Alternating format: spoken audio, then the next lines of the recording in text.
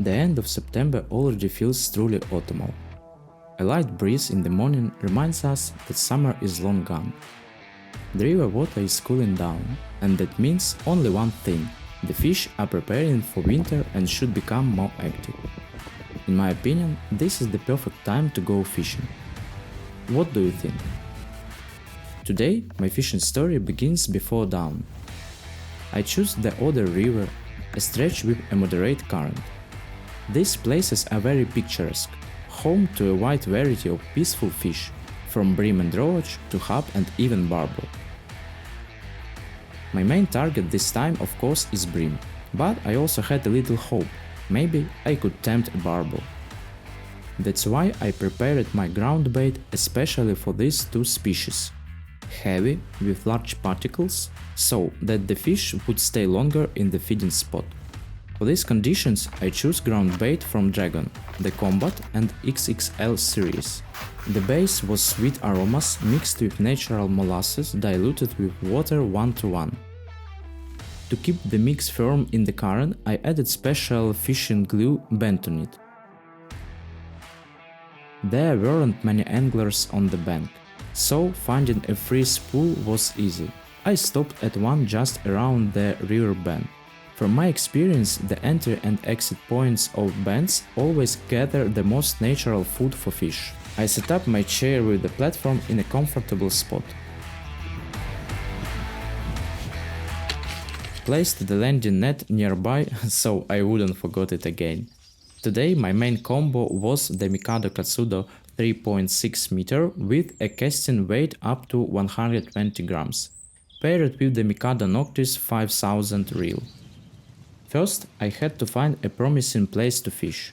Checking the maps, I knew the depth here was about 5-6 meters. I decided to search on the main channel rather than in a bay. Using a 70-gram bomb slit, I made several casts at different distances, tapping the bottom.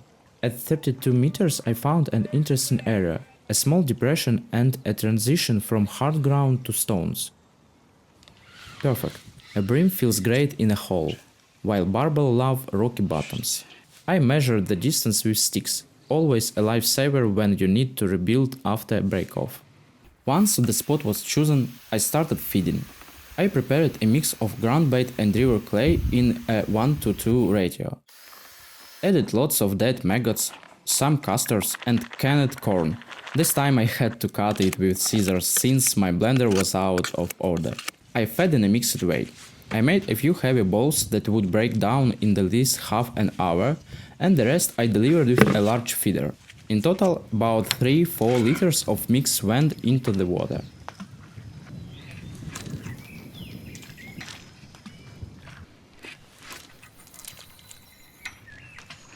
By now it was fully light. The sun was slowly climbing over the horizon, warming the air. Time to start fishing. I set up a 1 meter leader, 0.12 diameter and hook size 16 with thick wire. Bait 3 white maggots.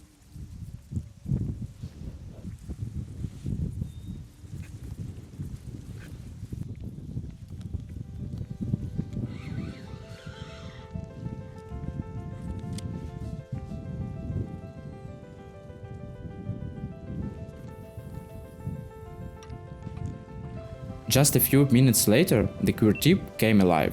A strong pull on the other and forced me to loosen the drag. The fight had begun. My first thought: could it be him, a barbel?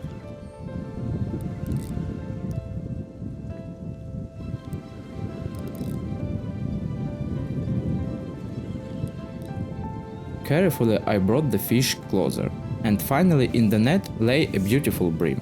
First one landed. What an emotion, for me and I hope for you too. I unhooked the fish and released it back into the river.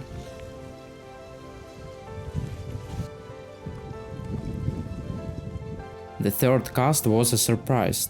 I had just placed the rod on the rest when I jerked violently, as if fish wanted to take my gear away. I quick strike, and after a few minutes of enjoyable fight, another fine bream was in the net. Its scales shimmered with a blue tint in the sun, an amazing sight. Unfortunately, the next cast ended badly. The feeder got stuck between rocks, and I couldn't free it. I had to retie the rig, but thanks to the sticks, I quickly returned to the right distance. The sun was shining brighter, the wind picked up, but the bank felt cozy in an autumn way. The fishing was going on, but bites became less frequent. I was catching small bream and white bream. Maybe I didn't feed enough? What would you do in my place? I decided to act. I took another rod. It's a Flagman Force Active Feeder 3.6 meter with a test up to 130 grams. Loaded a large feeder and added several dense portions of ground bait to the spot. Meanwhile, it was time to a break. I poured myself some tea, sat back, and as always, right when I thought of eating, the rod came alive again. The bites were there, but the fish didn't hook well. I switched to a smaller hook. It helped me land a few small fish. But my goal was bigger. So I went back to a size 16 hook. Bait, 2 worms and a maggot for fixation. And guess what? A perch. Honestly, I didn't expect that, but every fish has its story. I experimented more. Maggot with pinky, poor pinky, worms, bigger and smaller combos. Mostly only cautious pulls or teeny fish. Then I changed tactics. Made the ground bait heavier with more water, added some big feeders. On the hook, corn plus maggots to cut off the small fish. And it worked. On the 5th minute, a clear solid bite. A short fight and a beautiful fat roach in the net. Look at this beauty! Morning was passing, the wind grew stronger, and the sun was high and hot.